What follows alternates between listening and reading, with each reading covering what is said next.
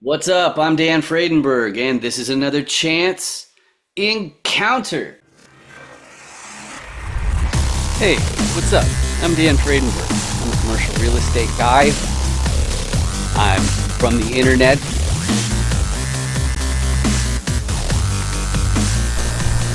We're seeing more properties like this being built in front of a house that's going to be torn down soon. I understand that there are power lines that are getting kind of close. What's up again? This is Dan Fredenberg, and that there is a commercial real estate building.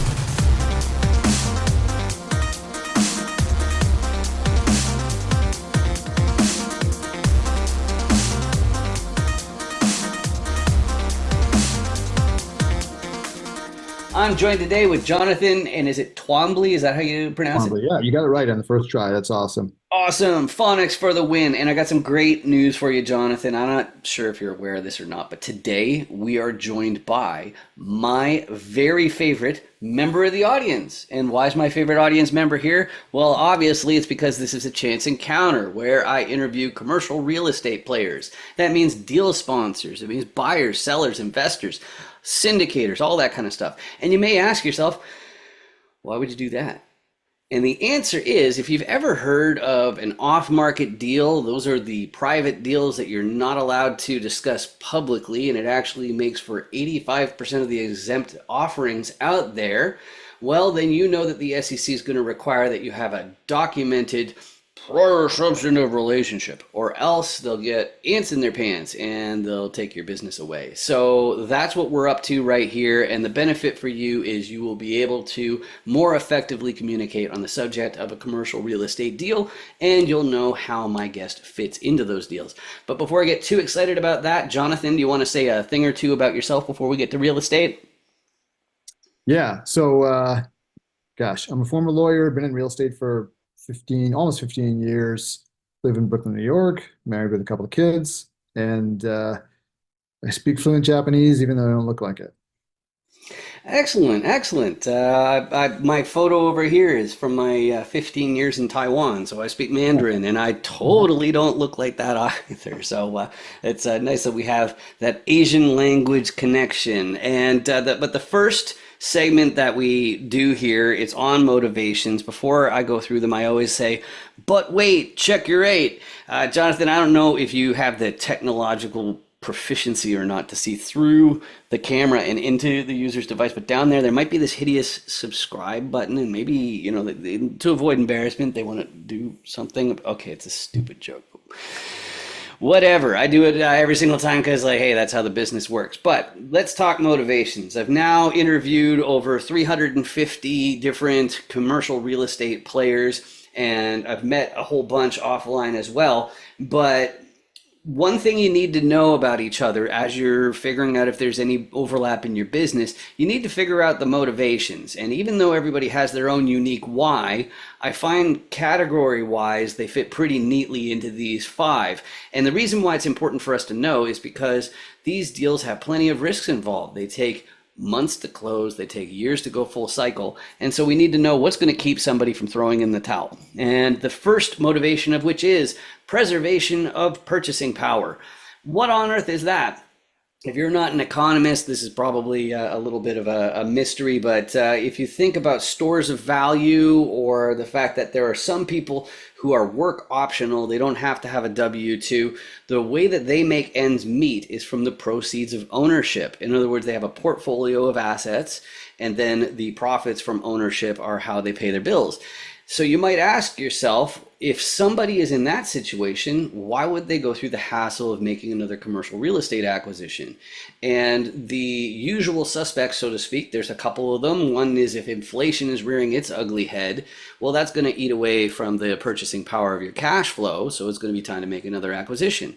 The other time is if you can buy at a steep discount because of distress in the property or asset crashes. Of course, you should always try to make get the steepest discount on your real estate deals as humanly possible anyway, but I'm emphasizing it here because people in this position, they don't have to make a deal every 10 seconds the way that a REIT purchaser acquisition person would. So there's a little bit more patience involved.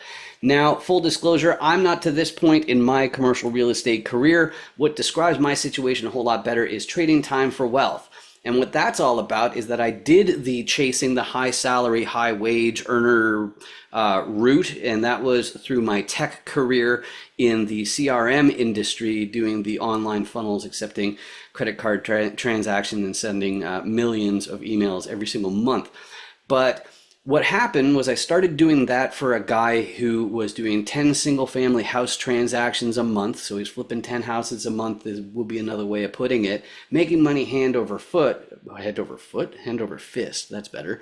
But anyway, what hit me was when I found out about the tax advantages of being in real estate and the different things that you can do if you are basically trying to get rewarded in slivers of equity, in other words, deployed capital, then there are huge advantages to that as opposed to getting a bigger salary and giving half to the government in the form of tax. So that's what I'm up to. And I get that that's too subtle for a lot of youngsters, a lot of people new to the space. The more common one when you're on the younger side is basically wanting to hustle like crazy right now and fast track your retirement. But I think a more accurate term for this one is looking to control your schedule. Basically, some people, they want to be able to work fewer months per year or fewer weeks per month or something like that. And one of the flaws that I need some people to understand about their thinking, a lot of people think that this is secretly everybody's motivation as far as why they work or do whatever they're doing. But I assure you, it's not everybody. For example, the fourth category, there are some people that are fueled by ambition and generational wealth. In other words, they want to make sure that their great grandchildren don't have to hold a day job. And so that's why they want to buy their entire hometown. And of course, that's vilified in some circles. But I think it's important to realize that if you want great places to live, if you're talking about multifamily, which is most of the guests that I have on this show, you need people who aren't going to throw in the towel. They're motivated to keep taking care of those properties. So that's why they're great people to have on a GP team. Just like the last group, they're not going to stop hustling. They're going to keep on going into their 90s. But usually these guys, they've found a sector of society, or maybe it's the environment or animals, who knows what it is, but they found out that there's a financial component to making a big difference in this world. And so that's why they're making their commercial real estate acquisitions. So Jonathan, of those five different motivations, what combination of those would you say describes you best? Yeah, it's probably two and three. Hmm. Leaving a intense, high-paying career in law to stop trading time for money, and then I guess I wouldn't call it accelerating retirement because I don't really ever want to retire, but wanting basically to build something that's coming back to me, right? To build a future, sort of future-proof myself, I guess. I love it. I love it. And that brings me to the next slide here, the next segment, and it is about tolerance for risk assessment. Now, Jonathan, you mentioned your background in law, so I'm sure you'll appreciate this. If you've ever been involved in one of these private off-market deals, also called 506B syndications, then whoever the securities attorney was in the mix, and there really should have been one. If there wasn't one, that's the biggest red flag there really is. You should run for the exit as quickly as possible.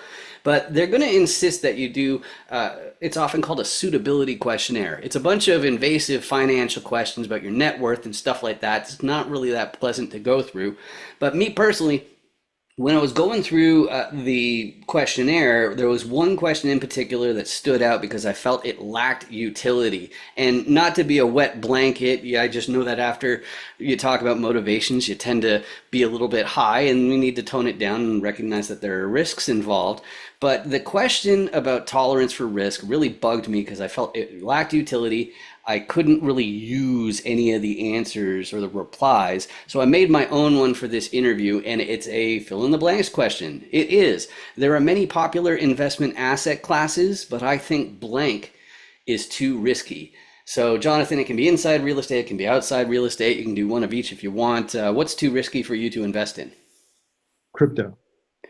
Crypto. It's a pretty easy punching bag these days, right? It's Yeah, well, I've been punching at that punching bag for years, but you know, yeah, I think There's no there, frankly. Right. But yeah, Right, right. My whole thoughts on it are that it's basically like a pair of Air Jordans or something like that. Buy low, sell high, or else you lose.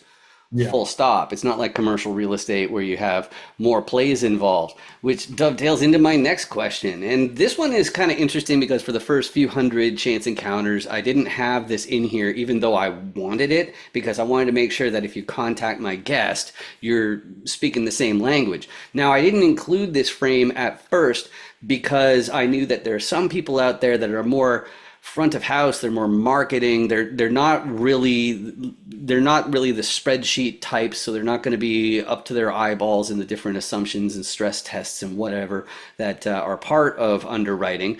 But I found that even if you are that marketing front of house, there's still going to be some numbers that you hone in on to communicate which deal is better or worse or something like that. And for anybody in the audience who's only listening and not watching, I'm going to read out the list. There's 14 items. It's not an exhaustive list. Some people have other numbers that they go off of, but here they are. First one is cash on cash. Next is IRR, internal rate of return. Then there's cost per door. Then there's net operating income, which is NOI. Then there's the going in cap rate. Then there's the interest rate on the loan. There's the occupancy rate, which is the inverse of the vacancy rate. So it's the same number, just inverse. Then there's the average income where the property is located, the amortization period of the loan, the difference between the market versus the in-place rents, the population growth where the property is located, so you have some baked-in appreciation figured out that way. Then you have the sponsor record, which has to do with how many deals are on the go right now, how many deals have already gone full cycle. Then there's the waterfall split or exit strategy, which has to do with what happens to your investment after all of your capital has been returned. And then there's DSCR, which is debt service coverage ratio, which means how much of the revenue is going out the door immediately just to pay for the loan. So Jonathan, again, it's not exhaustive. So if there's another number that you like, if you want to give like a top three or something, what do you tend to focus on? Well, I'd say sort of in order, like probably if I'm looking at a multifamily property, the very first thing I'm going to look at is the population growth. You know, just want to make sure that this is a growing area. It doesn't have to be the fastest growing area in the world. It just needs to have some just decent, population growth in the prospect going forward. But that's my sort of elimination. If I don't see that, just like I won't even look at the rest of the deal. But I would say the kind of two things that I look at most closely, because a lot of this is baked into these two, but so cash on cash and IRR. I think that cash on cash is really the most important metric because I always like to say can't eat IRR, and a lot of people try to make a big stink about IRR, but that you know deals with really high IRRs are often not that useful to investors because, well, great, you got me my money back in a year, right? Now what do? Gotta go find another deal, right? And go through the whole headache again. And IRR can also, if you look at it in kind of an inverse way, it is also, if a very high IRR implies a high level of risk, right? So if you are in a kind of investor who doesn't want to take a lot of risk, like you're insane if you're going after these high IRR deals because it's basically going to be like a quick flip, and that implies a lot of execution risk, timing risk, all kinds of stuff. So cash on cash return, but it's helpful to look at it in combination with cash on cash return because IRR is also essentially cash on cash return with the time value of money factor applied to it. So it sort of helps you understand, how quickly the money is coming, going out and coming back in. But alone, I don't think IRR tells you enough. So I Mhm. like use cash on cash as well. I love it. I've eaten up that answer like a delicious subscribe Mhm. sandwich. Is that intense or what? It kills me every single time. It's my little reminder. It's not so subtle at all, but it tells me I need to bring out the Dan Does Deals Commercial Core Competency Cube. And it's got the 6 different roles in a commercial real estate deal, especially leaning towards the multifamily side. And in every episode, I go through all 6 sides for you in the audience because, again, I promised to help you communicate more effectively on the subject of commercial real estate deals. And how am I going to do that and give my guest an opportunity to explain exactly what role they're going to fill in than to go through them first. And if while I'm explaining this, you're like, wow, I really need me one of those cubes. Well, the good news is it's free. You go to dandoesdeals.com. There's this big conspicuous button with the picture of the cube on there. You just click on that and you download it and you print it out, and it's totally free. And yes, you heard me right. I committed the cardinal sin of marketing, which is giving away my freebie without asking for contact information. You should never ever do that, but I want to make this as easy as possible for you to get your hands on one of these, print it out, and practice explaining it in the mirror to your family and friends and all that kind of stuff. Because if you are choosing commercial real estate for your future is going to hinge on your ability to communicate effectively. So that's why I put this out here. So let's get started. A repositioner is the most visible person you're going to find in a commercial real estate deal. They're going to be publicly facing a lot more than the others. The repositioner's job is that as an acquisitions person, they need to look at a whole whack of different deals. That's why I got the different paperwork down here in a bunch of different buildings. And what are they doing with that paperwork, you may ask? But anyway, they're underwriting the deal. They're doing the math. They're figuring out, first of all, is this property even making the amount of money that the seller slash broker claims it is? Because, okay. And I call them repositioners because they're figuring out, their job is to figure out how can they change how the property is run so that they have more upside. And I'd say the most peculiar part of being a repositioner is you have to have a wide network of financiers. Those are people who only deal with paperwork and money and the owners of the property. They don't deal with tenants. They don't deal with the property themselves. They are strictly on that non-personal side. So why are all of these financiers part of the repositioners networks? Is because if you can secure a more advantageous loan, that goes straight to the profitability of the building. So that's why they need to know lots of financiers so they can borrow that cheaper money, and then that makes their properties more profitable. But of course, the more intuitive spot where a repositioner is going to try and find more upside is to look at operations and stop those Benjamins from going down the toilets. But of course, there's more to operations than just unclogging toilets and collecting rents and mowing lawns. As a matter of fact, if you're like me, and when I've been a GP in the past, it's been on bigger properties where you've got third-party management. So the question is, well, what exactly can a person like me, and when I say like me, I don't know if you know this about me, but I'm from the internet. Okay, so that means I have to make contributions from over here while the property's over there. And the contribution a guy like me can do, there's a few of them. One is the digital assets and marketing and whatnot. And that particularly comes in when there's a vacancy rate problem. So even if you're outsourcing to a third party, if you've got empty units, somebody on the GP team needs some serious marketing chops. Step in and get those units filled. And that's what I throw my hat in the ring for as far as operations goes. But there's only so much you can do with operations. So frequently the repositioner will get a contractor team involved to upgrade the property. If they upgrade the property, the theory is that the next residents will be happy to pay more in rent than the previous ones because it's a nicer place. But if only things were that simple. You can go ahead and gold plate the toilets if you want, but it's not going to translate to return on investment. So you have to be very careful with your contractor dollars. And if you're dealing with somebody who's, say, I don't know, from the internet, then you're going to need locals on the team. You need boots on the ground, somebody who can be there in an hour or two, because it won't be me. You need somebody who can be there in an hour, hop in the car, find out what's going on. I'd still be stuck at an airport, so it's definitely not going to work if I'm responsible for that. So the local will end up making sure that the contractor team is keeping on schedule, they're not using subpar materials and whatnot, and making sure that the operations team aren't cutting corners and whatnot. But when you, for example, I think this next part is easiest to explain with a hypothetical. So you, let's say you decide to become a repositioner. Maybe you're an attorney like Jonathan, or you're a physician or an engineer, and you get the idea in your head of, well, I know how to buy a house. You put down a down payment, you go to the bank, you borrow the rest. So what if my friends and we pool 100K each or something like that, and we try to buy that 350 unit apartment complex down the road?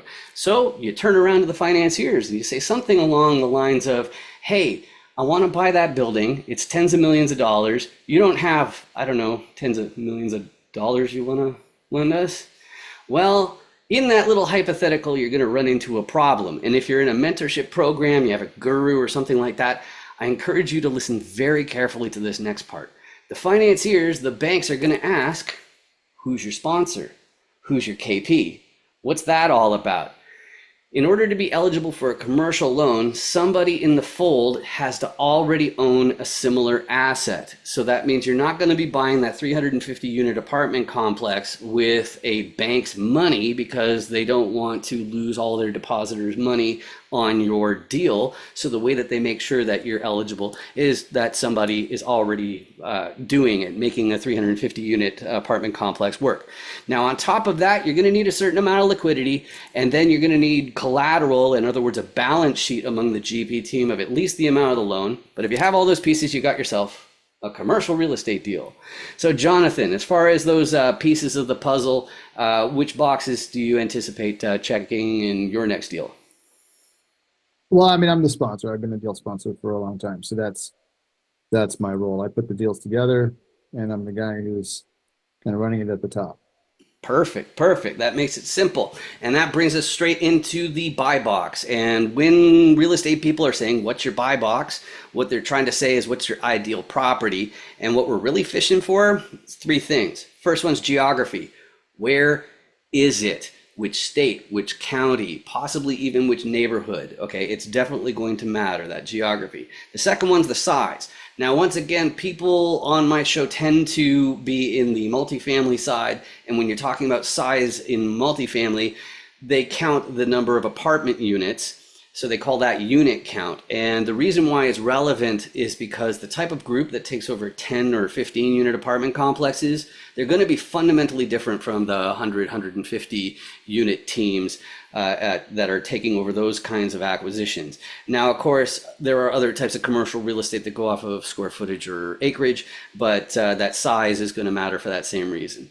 But the third one is commonly called class. I'm not a fan of the term class because it's singular and it's two different things. I prefer the term desirability.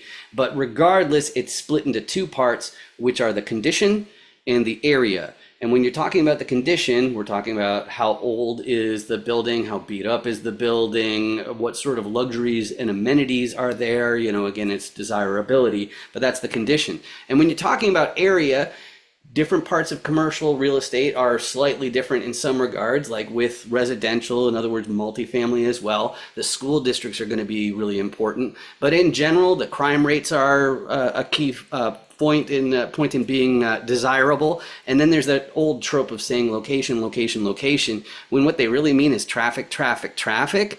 And what I mean by that is, if a gazillion people pass by a property every single day, it's going to have higher desirability. So both the area and the condition, those two different meanings of class or desirability, they're ranked the same way as in grade school, where you have A plus at the top, and then A minus, and then B plus. So Jonathan, as far as a buy box goes, what's easier for you to say yes to? Well, listen, I'm going to throw you for a loop because I'm actually going to talk about the hotel projects I've been doing. Perfect. I know most of your folks are multifamily, and I have done a lot of multifamily, but right now I love independent hotels. So our buy box is the Northeast, so New York, New England, tourist locations. So there's generally small towns or drive time locations from New York City or Boston or Montreal. And what we really like is really, really well located. So let's say right smack downtown, walkable to everything, or some kind of spectacular view, or something that makes the property really unique and irreplaceable, as well as unique architecture. So we don't look at sort of, boxes that used to have corporate hotel in it. We look for really unique assets. And then the last piece of this is they've got all those great things about them, and they're also pretty run down because they've been just undermanaged for years and years and years. So we can come in and completely reposition them, rehab, rebrand, turn it into a whole new asset and take advantage of that location the way that it should be taken advantage of. So hopefully that answers your question as to the buy box. In terms of the size, we look at in the hotel world, we call them keys rather than doors or units, same thing, but it's rooms. 40 keys to about 100 keys is currently our kind of strike zone. All right, beautiful. Yeah, so I'm gonna have to pick your brains a little bit or get on the right track as far as that Montreal piece of the puzzle because it's something that some people have been asking me about. So that's exciting. So that's the buy box. That's really great. And let's talk about people next then. And one of my favorite things about commercial real estate has to be how friendly people are. You know, coming from tech, it's not the friendliest group. I don't know how you got along in the attorney circles there, Jonathan, but the place that people come from in commercial real estate is one of collaboration, and I think that's because it's multifaceted. People have their own swim lane, and we're eager to give referrals, make introductions, even for teams that we're not going to be a part of. It happens all the time, but even though we are eager to help everybody who crosses our path because of our own unique skill sets, we're going to be better off helping some people than others. Me personally, because of my marketing background and the tech background, I tend to seek out and interact with sponsors and KPs more than anybody else, just because of the nature of what I'm doing, and it's happening even more with the debt fund that I'm working with these days. But of course, everybody's in the industry of attracting financiers and deploying capital. Jonathan, if you have any 506B deals, please don't mention them specifically. What in say you need investors as well, but that's really what a financier is in another sense. But Jonathan, as far as people who are out in the audience, who's easier for you to help? Well, accredited investors, since we don't do 506Bs typically. Mhm. So if you are an accredited investor, I can help you out. And also, folks who want to learn how to do multifamily investing, I help those people too with a coaching program that's quite reasonably priced compared to what else is out there. So if either of those things appeal to you, then come my way.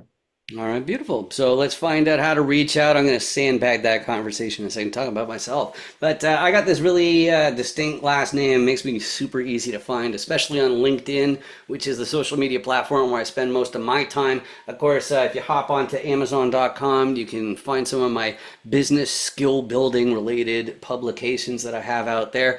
But if you are going to be handling capital, if you're going to be raising capital, getting into this industry, I do encourage you to pause the video. You can scan this QR code, and that goes to the FAQs page of 506 BME, which is the platform where I offer to help with the backing up and storage of the documentation of your substantive relations for your investors. Because if your laptop falls into the bathtub and destroys your documentation, the SEC is not really going to accept that as far as what I know. So that's how to reach out to me. So Jonathan, I know that we cross paths a fair bit on LinkedIn. So website, phone, email, social media, what's the best way to Yeah, reach out? LinkedIn is an awesome place to connect with me. Please come by, follow me, connect with me. I'm very happy to connect with you and chat with you. If you would like to learn more about my programs, you can go to apartmentinvestorsclub.com. And if you want to invest with me, just Google Two Bridges Asset Management. I was dumb and bought a dumb URL. It's too complicated to explain. So just Google Two Bridges Asset Management LLC and you'll find us right away. I love it. I love it. And that brings me to my last thing. It's not for you, Jonathan. It's for you in the audience. It's my public service announcement. If you've been watching this episode and experiencing searing pains in your eyeballs and like migraine, I'm confident it's because of the downright hideous subscribe button that you could have got rid of it already just by hitting it. Okay, full disclosure, I want people to click on this button so that YouTube starts to pay for these videos instead of me. I think that would be amazing. The trade-off for you, just to be clear, is that my videos may show up on your list of suggestions, but you can feel free to ignore those suggestions. Because quite frankly, I just really appreciate the fact that you spent this time with me. Just like Jonathan, I appreciate you joining me. This has been great. Hey Thank there. you. Are you interested in commercial real estate deals? Would you like to build your network of investors and deal sponsors? Well, the best thing I can do for you is have you appear on a chance encounter interview as featured on dandoesdeals.com. You may know me from 506 Me or as a top commercial real estate voice on LinkedIn. And if I had to think of the top factors in your success in commercial real estate, my top two would be your network and your ability to effectively explain how deals work with effective communication. The 15-minute chance encounter format, it checks both of those boxes, and they ensure that you can share your private deals with me without the SEC calling it a public solicitation. So hop onto LinkedIn. You can see my name is over here, Dan Friedenberg, and search for my name. And the best way to reach me and book that is to message me through LinkedIn. And don't worry, it doesn't matter if you decided to enter this space just last week or 2 weeks ago, or if it was decades ago. It'll be fun and easy to look good. We're just asking multiple choice questions based on your core competencies you look to contribute, your level of sophistication, and all that kind of stuff. So I hope to hear from you soon. Thanks a lot. Maybe Bye. it's, oh, why did I see that? Cool. Okay, I know what I'm going to do. I know what you're gonna do too, and As you're talking, I'm like trying to. This is a perfect, perfect little game. I love it. no, not that one. I was actually like, uh-oh. I'm like, oh, no, okay. And then you thought for a second, Emma, bad move, bad move. I Right. see what you're doing, but I can't stop it. You've absolutely pinned that one down. Oh, yeah. When did you take my queen? This is very distracting. Yeah. Well, Oh man. Yeah, I don't like you so much, Dan. I'm just saying. finally. I really. Let's be honest here. You'll probably never speak to me again. I'm just not coming back. I don't know.